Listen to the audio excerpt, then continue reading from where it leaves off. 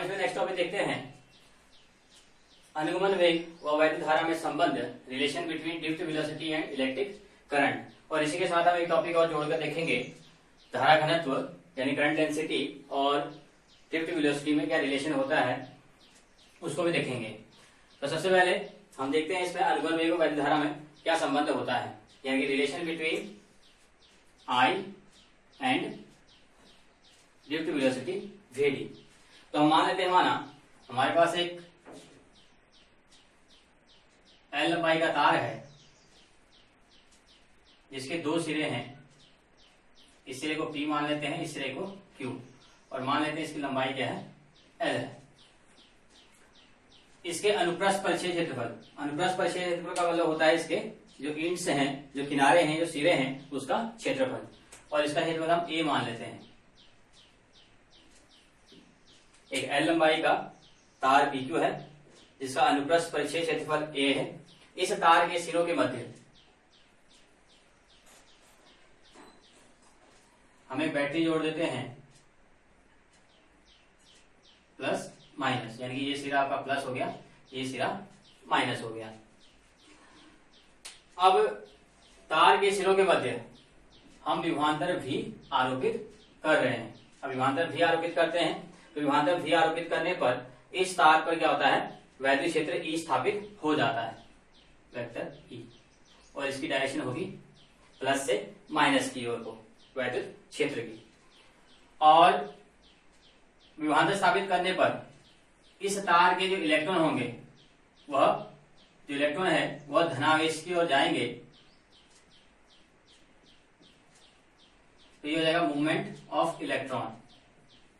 और हम मान लेते हैं, माना इनकी जो ड्रिफ्ट वेलोसिटी यानी कि वेलोसिटी है वह Vd है।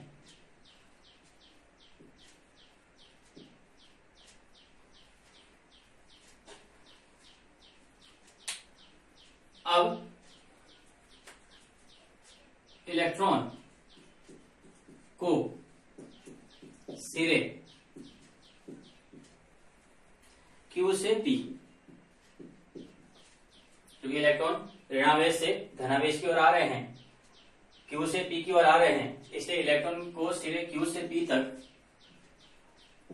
पहुंचने में लगा समय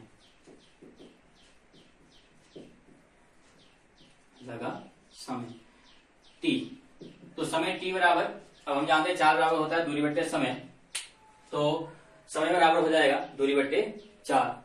अब इलेक्ट्रॉन दूरी कितनी तय करेगा, जितना उस तार की क्या होगी, लंबाई होगी, यानी कि Q से P सिरे की दूरी जो कि है L, और नीचे आ जाएगा वेग, और वेग इसका है अनुगमन वेग Vt। इसको लेते हैं इक्वेशन फर्स्ट। अब यदि तार के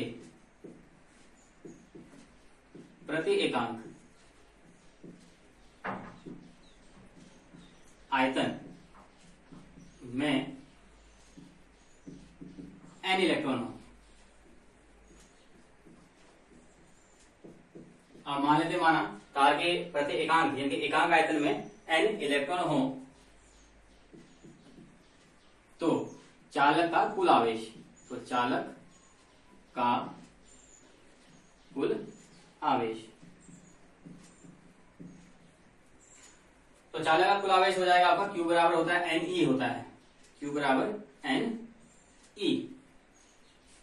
अब इलेक्ट्रॉन ले कह रहे हैं तो ये हो जाएगा माइनस। अब ये है आपका प्रति एकांक आयतन के लिए,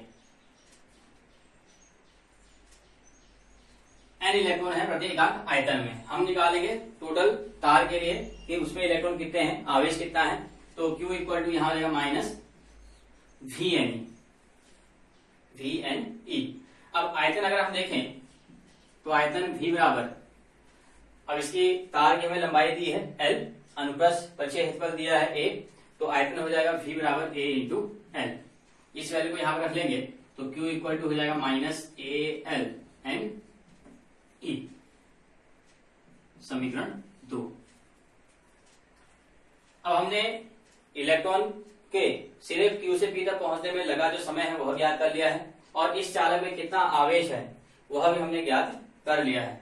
अब हम निकालेंगे इस चालक की धारा। तो चालक में प्रवाहित वैद्युत धारा,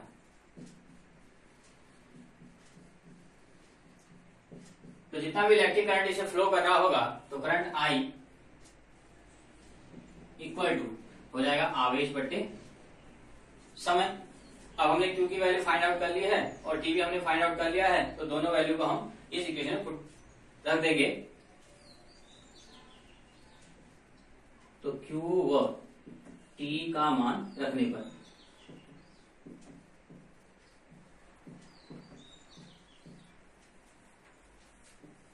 तो Q और T की वैल्यू रखते हैं I में, तो I इक्वल टू Q की वैल्यू है -AL NE अपॉन T की वैल्यू हमने फाइंड आउट की है L अपॉन VD। ये L से L कैंसिल हो जाएगा, ये VD ऊपर चला जाएगा, तो I equal to -A NE VD। इसको अरेंज कर लेते हैं, तो I equal to -NEA VT। तो यह हो जाएगा वैद्युत धारा I और अनुगमन वेग में संबंध VD। और यहाँ पर जो नेगेटिव साइन है, जो माइनस साइन है, यह दिखाता है कि जो इलेक्ट्रॉन का अनुगमन वेग होगा और जो धारा होगी, इन दोनों परस्पर क्या होंगे, विपरीत दिशा में होंगे। ये माइनस साइन इसकी दोनों के बीच की विपरीत दिशा को प्रदर्शित करता है। और आंतरिक मान के लिए हम इस माइनस साइन को छोड़ देंगे और प्लस मान को लेकर के ही अपने न्यूमेरिकल क्वेश्चंस को सॉल्व करेंगे। अब इसी हम एक नेक्स्ट टॉपिक और देख लेते हैं, जो करंट डेंसिटी